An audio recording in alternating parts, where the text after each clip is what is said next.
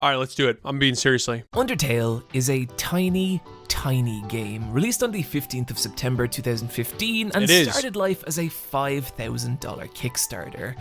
And it's here, you can see it's It is. It's like 150 megabytes or something. I remember saying that in my first playthrough, by the way. Creator Toby Fox's bewilderment as the budget soars to 10 times his initial ask, as well as little updates like Fox having to take time away from development to sit his college exams.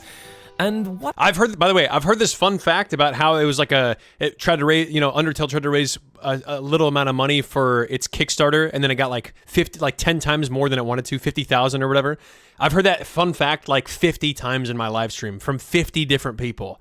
So I believe me, listen, I'm quite the Undertale master, to be honest. What I find interesting about these posts is you can see in them a person who had no idea what he was making or what it would become, and how could he?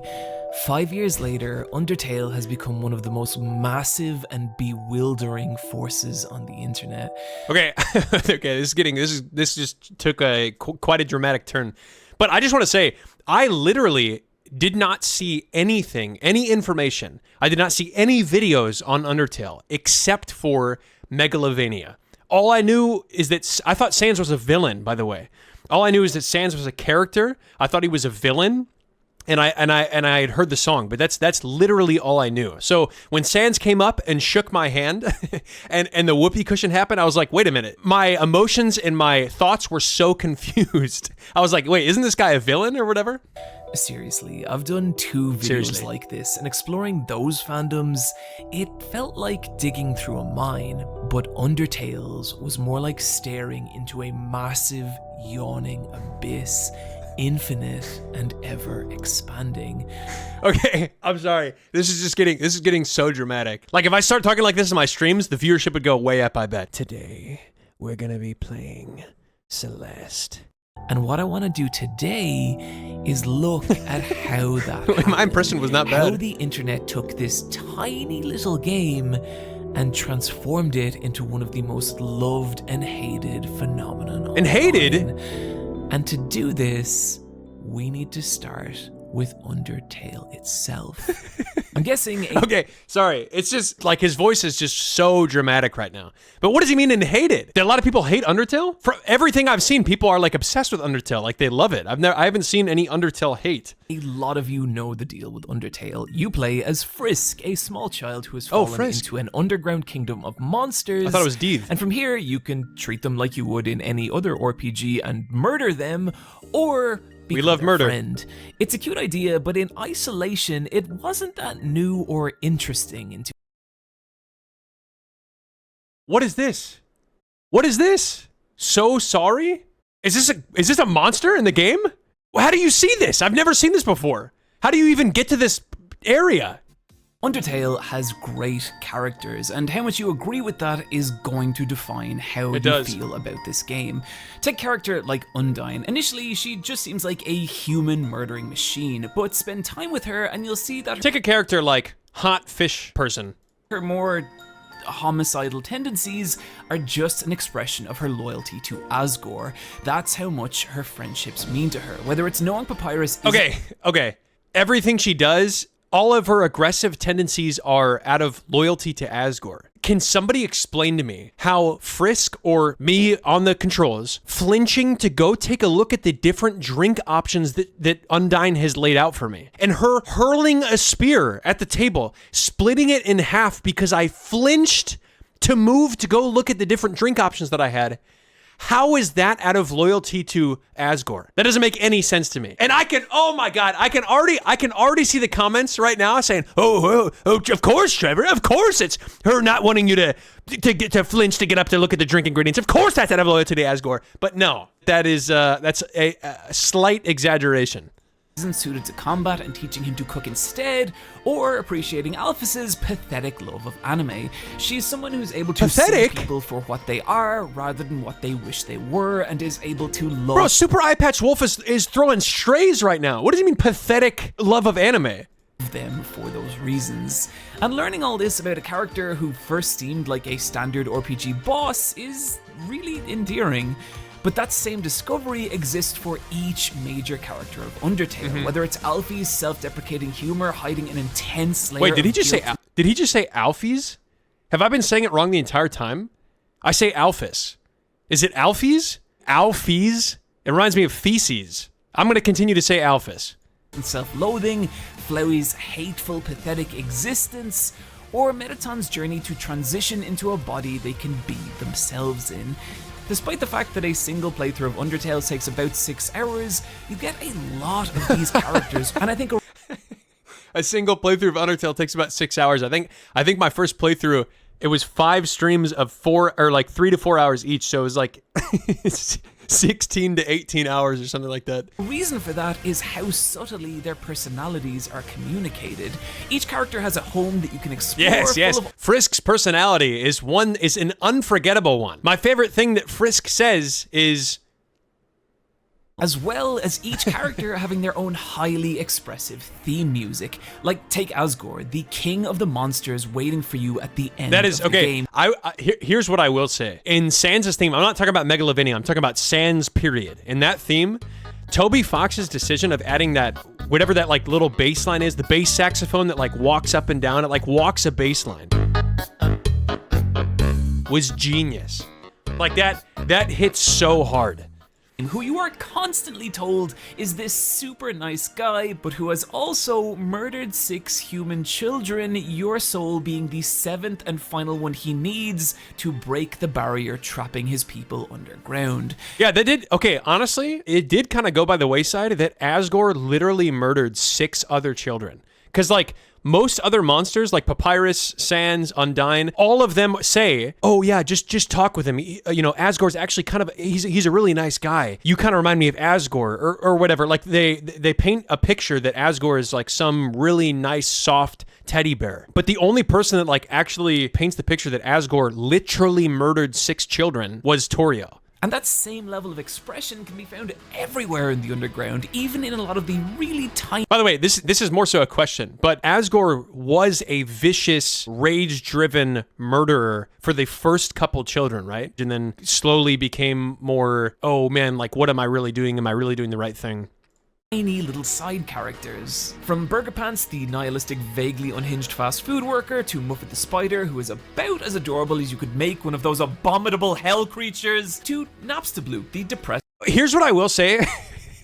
Okay, I know that I keep pausing, but like the fact that Burger Pants got so much attention from the community and Guy Who Makes Out with Fish did not is an injustice that exists in our universe that I will never get over. The multiverse theory, right? There's an infinite amount of universes that exist. The fact that I and we live in the universe where Burger Pants blew up as a character and became one of the fan favorites, yet Guy Who Makes Out with Fish gets little to no attention. And I will defend that, by the way. Guy Who Makes Out with Fish doesn't show up in Delta Traveler. Guy Who Makes Out with Fish doesn't show up in TS Underswap, in Deltarune, nowhere, right?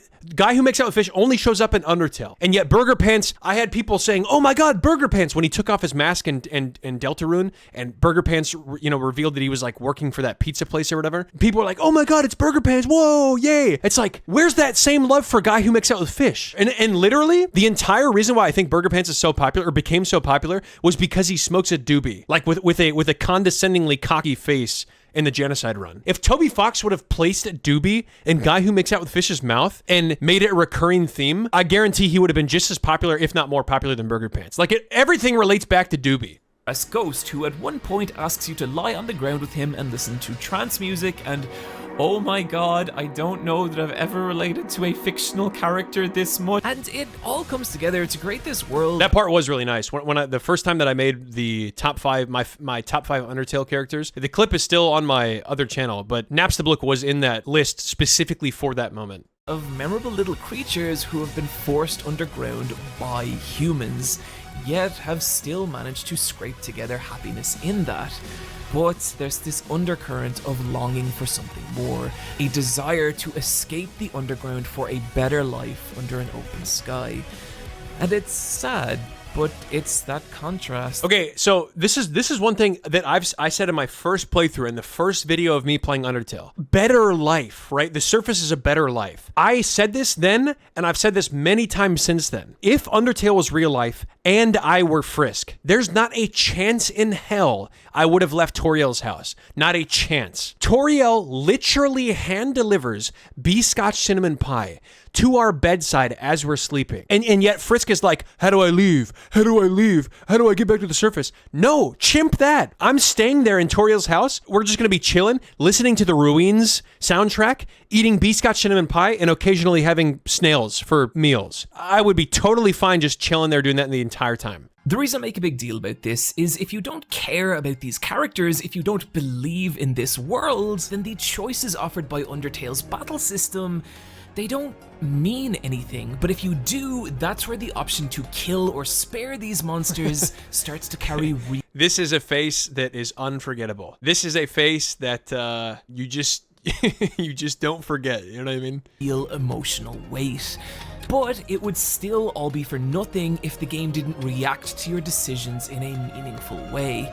And Undertale is extremely reactive to the player's actions, even in some really tiny... what was that? What was that? Extremely reactive to the player's actions. I have never seen that. Bro, how much stuff do I still not know about the game? I did not know that Lesser Dog's neck did this. If you go through the entire game without killing a single monster, you'll go down the pacifist route, which means 0 level ups or stat increases, and it's difficult. Okay, if you do the genocide route, you have to sit there and murder monsters over and over and over, excessively. Whoever discovered that, the fact that the genocide route exists, I think we need to check their crawl space. Oh, I'm gonna just sit here and murder monsters over and over because ha ha ha ha hee hee. You know what I mean? The game is literally coded and designed to make you not want to keep killing monsters. So whoever found out the genocide route exists, all I'm gonna say is like, I feel like we should probably be checking their crawl space. The evil, emotionless flower that tried to take your soul at the beginning of the game. The final battle with him, seeing you and all the monsters you've spared facing Azrael and making him see through pacifism that he's... By the way, in my first playthrough, I didn't even realize this until later. As soon as this fight started, Azrael starts like just kind of standing there, and then he eventually starts floating like with the rainbow effect or whatever. I had to go to the bathroom. So the fight started and I just assumed that like nothing would happen. So I ran to the bathroom and I came back and Azrael had gone from sitting there with just black and white, right? Sitting there standing, not moving, to floating around with a little rainbow effect. I was like, wait, what the hell just happened? Still matters. He is still loved despite the terrible things he's done and all the hatred he feels, until finally Azrael loses the will to fight, and in one final act... I cried during this part. This part was super sad. Like, remembering that Azrael was a kid when Azrael died from the humans and was just doing it out of love was super sad. At the end of it, there's just a feeling that you did this. You showed these creatures a real kindness. Not through any binary decision, but by consistently doing what you believed was right over what was easy.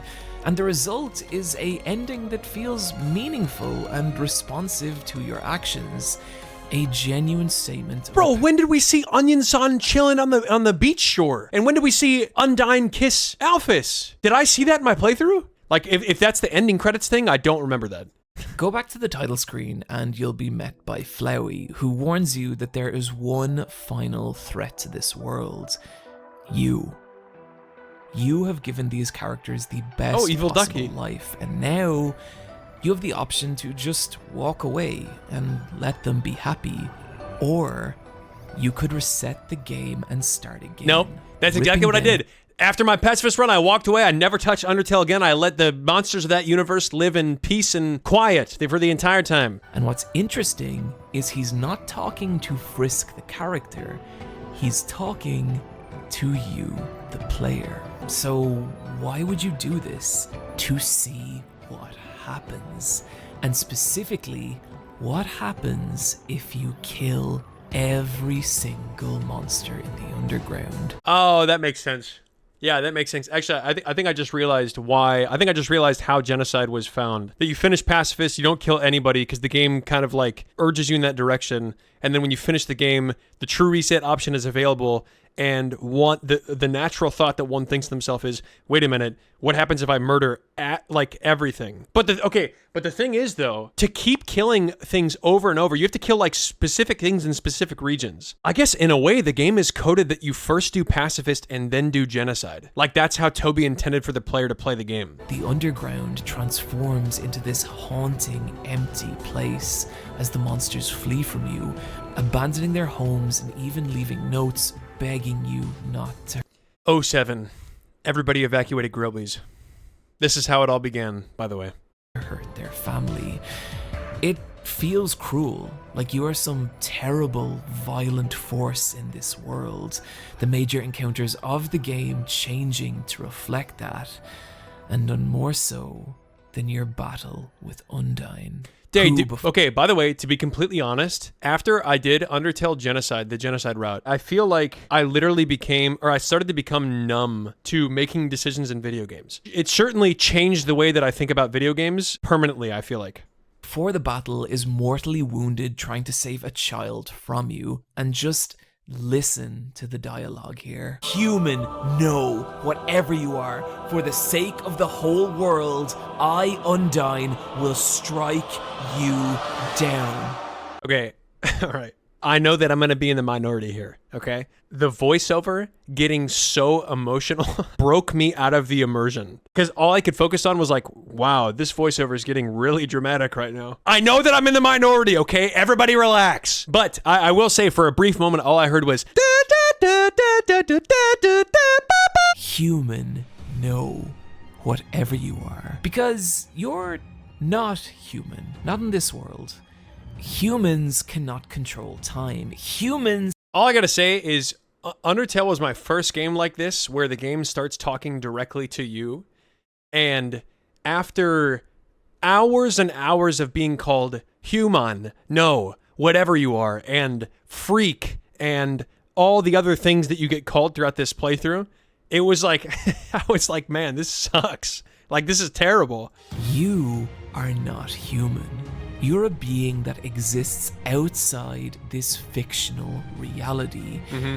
You are a person playing a video game. And that gives you... something that I'm numb to at this point. The most common game requests that I get are requests where the game starts talking directly to you. And at this point, I literally feel like I'm just like immune to the effect by it. Like once the game starts going, oh, hey, Trevor, what's going on? Trevor, I'm talking right to you. I'm like, okay, here we go again. Round 4. For example, I feel like if I were to play One Shot before Undertale or Doki Doki Literature Club before Undertale or whatever, my reaction would have been like 100 times greater. But like now I literally feel like I'm used to the game talking to me. And with each new attempt, your muscle memory strengthens as you learn the patterns of her attacks, rendering them useless.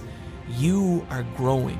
She is not. She can defeat you an infinite number of times. There's no real muscle... Okay, I'm actually glad this attack just came up because I was going to comment on this. There's no real muscle memory for this attack, I don't feel like. Like, I watched a playthrough of Merg doing the Undyne fight, and even Merg's like, this attack sucks, where it closes in on you. You are an actual person in the real world. Debatable. Using every advantage you have to defeat a fictional video game character. And this fight shows the inherent unfairness of that. Okay, I'm not trying to be mean, but when the voiceover goes from normal talking voice to... I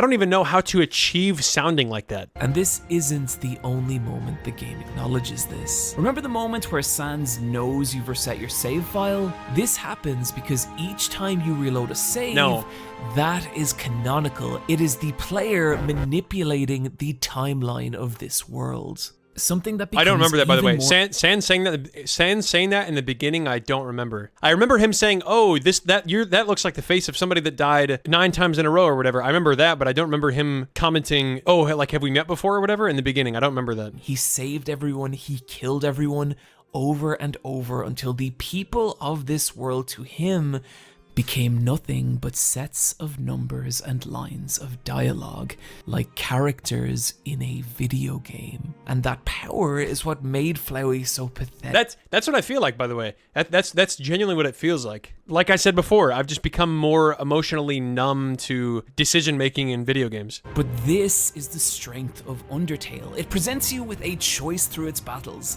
gives that choice meaning through its world and characters, and consequence in how the game reacts to your decisions.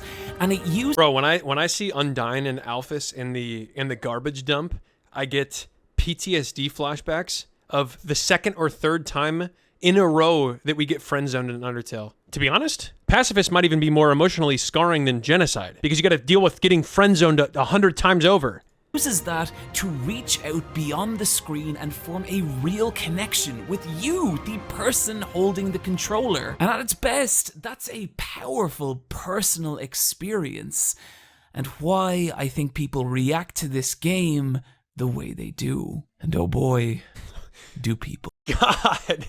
Okay, it's hard to... Okay, all right, no, never mind. Take a character like Azrael. Go back to the beginning of the game after a pacifist run, and there he is tending to the flowers. This is in my first playthrough of Undertale, I was getting a lot of backseating. However, the one thing that I was happy about was that every single person was like spamming, go back to the flower bed, go back to the beginning, yada yada. And I was like, man, it's literally just gonna be like a micro frogget that just goes like or whatever. Like I obviously I didn't know about micro frogget at the time, but that's the analogy that I'm thinking of now. It's just gonna be like some tiny little thing. But man, when I came back and I saw Azrael, I was like, I was so happy. People even described it in my first playthrough. They were like, people will deliberately play the pacifist route just to see the thing that we're telling you to go check out. And I can see now why everyone was spamming that. He will not go with you, and you cannot save him. He's resigned to stay alone in the ruins forever, slowly reverting back to the soulless version of himself. And that's it. That's the end of this character. Actually, here's something that I still don't quite understand. Azrael got murdered by humans as he was trying to protect another human child. How did he come back to life though? You know what I mean? How did his soul get implanted into Flowey, and how did he come back to life into the living, breathing form that he used to have before he was murdered? I still don't understand that. Content, Dreamer Reborn was uploaded just 8 days after Undertale's release. Dreamer Reborn went on to be massively popular, even resulting in its own fan game, and was a critical moment for what Undertale would become. Yo, is this worth it? Because is this game worth it? I might play it if it is. It told fans, if you wanted more Undertale, you could create it yourself. This opened the door to a whole world of new fan content. Say you were super into a character like Alphys. God. Bro, that picture... That picture I thought was like an NSFW picture or something. I had to do a double take there. Who maybe has 20 to 30 minutes dialogue across the entire game total. Well, through fan content, she became infinite. Hell, you could even argue with her about anime in one of the many Undertale Ask blogs. This kind of fan content was now being made for every major character of the game, a sign of just... I've a lot of the stuff I've never seen, because I'm always hesitant to do Google searches or like search on YouTube for Undertale content or whatever, because there's so many fan games that I might play, or so many like fan-made things that I might watch, or so many fan-made games that I might play, that I'm like hesitant to look at anything. So I essentially, everything I know about Undertale is from when I played the game and then from any chat messages that I've seen, but I haven't seen any of this stuff. I didn't know any of this stuff existed still. Through nothing more than fan passion, the game became a massively popular topic for video essays that would scrape at every tiny corner of the game, desperate to uncover new information for an increasingly ravenous fan base.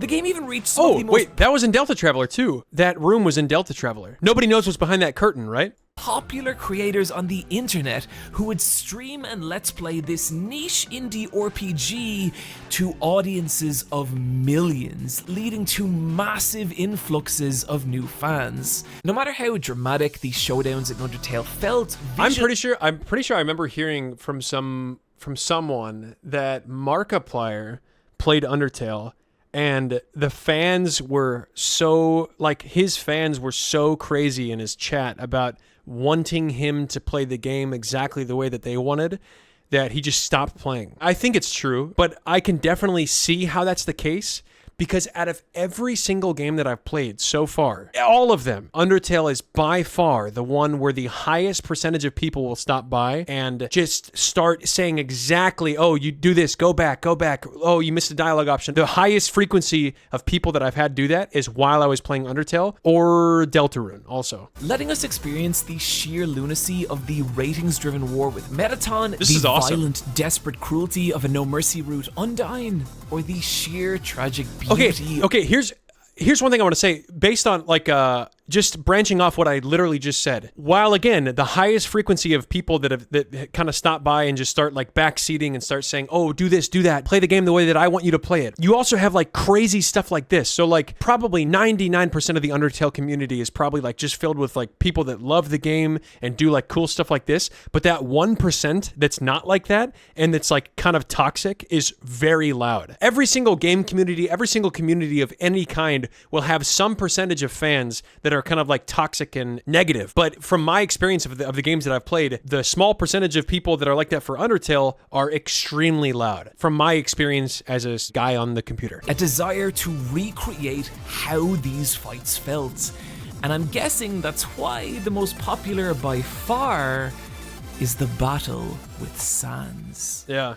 Coming right at the end. Guys, some of these animations look amazing. I can't believe I've never seen this stuff before. It looks like something you'd find in a... Sans, having watched you repeatedly destroy the lives of everyone he loves, now faces you in one final terrible fight. And it is a nightmare. I think it took me in my first ever Genocide playthrough, I think it took me 6 tries to beat Undyne. It was either 6 or 7 or something like that. And people were typing in the chat, they were like, "Oh my god, Undyne is arguably the hardest fight in this game." So in my head, I was like, "Oh great." I knew that we would have to fight Sans, even though I avoided Undertale spoilers, right? Because at the end of Pacifist, Sans tells you what LV is, he tells you what EXP is, and he explains like everything that happened and how happy that Sans was that you didn't murder anybody, right? Like I knew that he was not going to be happy that we murdered literally every possible character. But I was like, "Oh great, Undyne is the hardest fight. The Sans Undertale fight's going to be super easy." And then it took me a stream and a half to beat it. I want you to take a look at this animation on screen now, and I want you to try and guess how many views you think this has. Okay, hold on. 32 million. Did you guess as high as 4 million views? Well, if you did, you drastically underestimated, because it's actually 60 million views. And yeah, I mean, just from the Sir Palo video, that one I think has like 48 million or whatever. So yeah, it's no surprise to me. When animation is done well, it gets like a ton of views on YouTube. But okay, another thing that I wanted to say about this fight, the Sans fight at the end of the Genocide route, you see this guy that previously made you laugh, like you previously really enjoyed and like became friends with, and you essentially came to respect along the way of the playthrough. After like 30 hours of conditioning my brain that yes, Sans is your friend, to just like turn on you and snap, and then just beat the ever-living chimp out of you for 6 hours straight, 36 different attempts. It's no shock to me that this particular fight became so popular. It's going to be a memory that I have forever. I would wager that with view counts this high, these animations were likely how a lot of people actually discovered Undertale, meaning at a point I have not seen a single one of these except for the Sir Palo one, which got shut down by YouTube immediately. I have not seen a single one of these fights, and I never got recommended one either. Every tiny corner of the game was now being mined for fan content. You remember those little side characters we mentioned earlier? Each of them now had their own massive fan following. Each tiny strand of Undertale... And Guy Who Makes Out With Fish is nowhere to be found. Internet! I'm literally so pissed at the internet that, they see Doobie and they just freak out. Oh, Burger Pants has a Doobie in his mouth. Whoa, and he calls me a freak. Oh, I love him. Where's that same love for Guy Who Makes Out With Fish? It really pees me off, I'm not gonna lie. Fan art, fan comics, fan fiction, plushes, stage productions, live action films, cooking videos, body pillows, porn, which yes, I am going to talk about because I refuse to be silenced on this platform.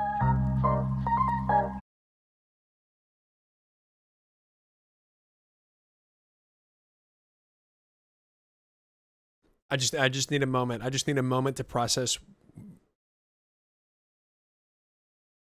I feel gross after hearing that. Inspiring the most fan content, Gaster would win that award. His existence is only suggested in a handful of easily missable moments throughout the game. The Royal Scientist before Alphys, your odds of actually encountering him are tiny, dependent on a randomly assigned number. Wait, was that at the real? start of your- Hold up, was that a real thing? Alphys might work faster, but the old Royal Scientist, Dr. W.D. Gaster. Is this a real part of the game, or is this a fan game? Encountering him are tiny, dependent on a randomly assigned number at fun the start value. of your game from 1 to 100. And if that number happens to be 66, a mysterious grey room appears 10% of the time, meaning he only appears in roughly 1 out of 1,000 playthroughs. And yet, he is a massively popular character in the fandom. Bro, this is insane. I had no clue about this. I thought that Gaster was a character that was just like mentioned by Toby, but wasn't actually in the game. I had no clue. And if it's starting to make sense why I call Undertale's fandom an abyss. Oh my god, Trevor jump scare. I just want to say, like, the next 10 minutes of the video is talking about like Undertale AUs and spin-off fan-made animations and fan-made games. My reaction is just me watching the video and like taking in the information and getting really confused because there's so much stuff to learn and so much stuff that's been made. So I'm basically just going to show the notable reactions that I had to this section. Yo, I gotta be honest, Unfresh Sands goes hard. I'm not gonna lie. Frisk and Kara, Bro, that looks like Killua! prequel series to Underverse that focuses on the story of This looks like Killua right here. This is not? This is exactly what I'm talking about. What is this? How can I watch this? Okay, now let's get back to the video. Wow. the remake of the first episode having 20 million views. That looks really cool. After you stare at this, I do want to say, the first video on this channel that started to make my channel take off was the I avoided Undertale spoilers for 9 years video. So like, the Undertale community is the community that has built my channel the most. And I will say, I feel incredibly lucky because a lot of people that join my Discord are like incredibly good artists. Like, not even just like, oh, that's kind of good, right? Like, let's hang that up on the fridge. It's like, wow, this is like impressively good. I don't know. I feel like the Undertale community, the Amori community, for some reason, a lot of artists also exist in that community. And I feel like super lucky because a lot of cool things have come from people being really good artists in the Discord. something really weird starts to happen. You start to view the original Undertale as just one small part of everything Undertale has become online. And I have to wonder, what is that like for Toby Fox? Okay, before Super Eye Patch Wolf tells what it's been like for Toby Fox, I can only imagine the pressure that Toby has felt from how much success his games have had. Because, like I said before, the number one fandom, the number one community, where the small percentage of people that are like very loud and toxic and they want you to play the game exactly the way you want, or they get really upset if you miss even a single dialogue option or whatever. They're very loud. So I can only imagine the pressure. Everything he will make in the future is going to be compared to Undertale. And I can only imagine if those fans that I'm talking about are not like 100% happy with what Toby has made, I can only imagine the amount of stuff that Toby would have to deal with and that Toby has to deal with from that. Undertale was a $5,000 Kickstarter from a guy who liked Earthbound. And imagine all that attention. Okay, that's what I'm calling Toby Fox from now on. I'm not calling Toby Fox anymore. I'm going to call him Guy Who Liked Earthbound. On just you. And it was not all positive. Undertale fans were now everywhere, flooding every message board and social media feed, and they were going to make themselves heard. And this was the beginning of a massive backlash from the wider gaming audience. See, okay, all this stuff is new. All this, I have not seen this stuff before. This one says like Undertale is overrated or whatever. This one had 3 million, but the rest of these are like 51K, 21K, 443K. I think a lot of people agree that like hate spreads a lot more online than positivity does, but the fact that a lot of these like things that are kind of hating on Undertale are actually doing far worse than all the other cool things and like the things that speak positively of Undertale, I think is interesting. I think it's like a good sign. It's the beginning of a massive backlash from the wider gaming audience, with Undertale cringe compilations and other videos ridiculing the game and the people who loved it. And not helping were the reports of bullying and harassment from within the fandom itself. Okay. I'm just laughing because, like, this is something that I've experienced firsthand. Like, yes, I totally agree. I totally agree that is an issue and it sucks. But, like, even after everything I've been through, which, like, is comparatively, I guess, like, for Markiplier, who I'm assuming he's about to talk about, is pretty small. It's, like, definitely still there and it's very loud. YouTuber Markiplier infamously cancelling his Let's Play after just 2 episodes. So negative was the backlash to his No Mercy run, with other bizarre incidents like one that took place at a Taiwanese convention. I'd have to like look more into that because, like I said, since Undertale, some major games that I've played is like Amori. I've played One Shot. I've played Doki Doki Literature Club. I played a lot of other like major, super popular games. And I remember when I was playing Amori, it was really important for me to see this thing in the game to understand the story better. But I could choose whether or not I wanted to see it. Like I could physically choose see the thing or don't see the thing. And I remember looking over to the chat and the majority of the chat messages that I were getting was like, bro, it's your choice. It's up to you. Do you want to see this thing or do you want to not see this thing? And this was like fresh after playing Deltarune, and Deltarune was fresh after playing Undertale. So like I remember looking over and reading those messages and I remember thinking to myself, wow, this is truly a breath of fresh air to like not have like all caps messages saying, do the thing, do the thing, do the thing. And like having people saying like in lowercase letters, bro, it's up to you. Like do whatever you want to do. Ultimately, it's your choice. And I just remember thinking like, it was really nice to take a break from just perma being backseated. I don't know much about Markiplier's situation. All I know is exactly what was just said, that he basically quit playing after playing a certain number of Let's Play videos because the fan base was like obnoxiously telling him what to do or whatever. And he just didn't want to deal with it. It just made me think of like when I stopped playing Undertale related games and started playing a new game, that thought crossed my mind. Wow, I'm not getting backseated right now. Wow, the chat is saying like it's up to me. I can make my own choice. I just remember being so happy about that. With somebody with 1 million times the following that I have, I can definitely see how he would just stop playing.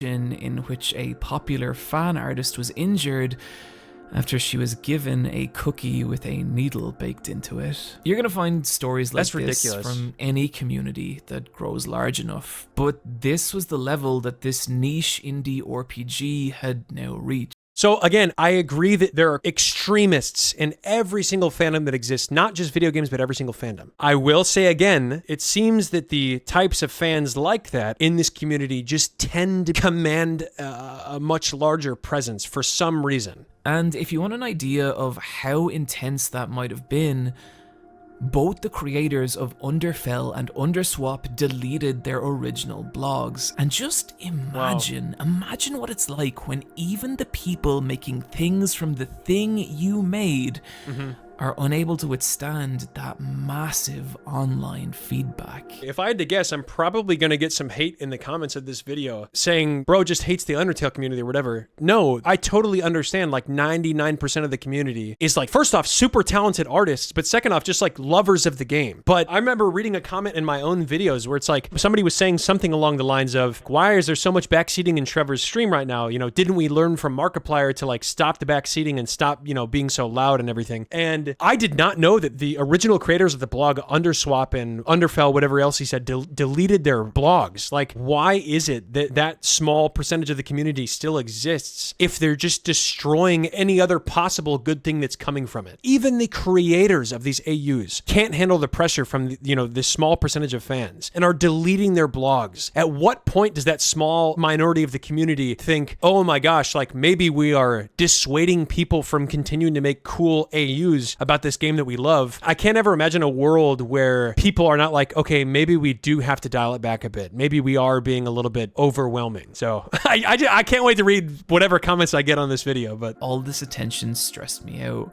I wished I had a way to quell the attention. I felt a strange powerlessness. My life has changed permanently and will never change back.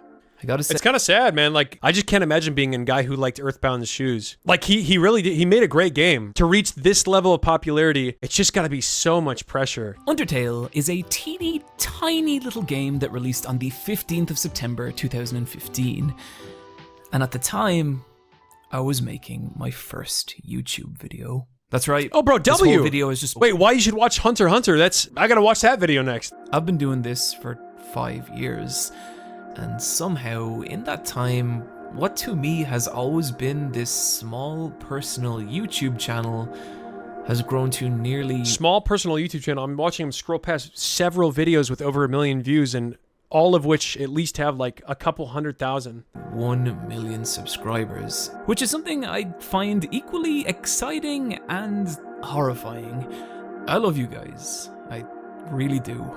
But you also terrify me. You guys don't terrify me. You guys don't terrify me. I appreciate you. Even the ones that have negative comments, if you watch my videos, I appreciate you. Despite everything, it's still you. That no matter how much you change or your world changes around you, through all the beautiful and terrifying things that will happen, there will always be some part that is undeniably you. Yeah, that's a good point. I never thought of that line like that. When you make a parallel or comparison between that line and what it means to Frisk, and then what it could mean for any other real person playing the game, it hits pretty hard. It's just also one of the biggest games on the planet. The internet, social media, and fan... So here's what I will say, and this is something that I've been thinking about, not just during this video, but for probably like the past few weeks or maybe the past month. The twist of like, oh, the game's talking to you. Oh, your decisions really matter. That twist has kind of been done a few times already, specifically with games that I have played, like One Shot, Undertale, Deltarune, Doki Doki Literature Club. Like all those games kind of have like the same-ish kind of twist, like where the game eventually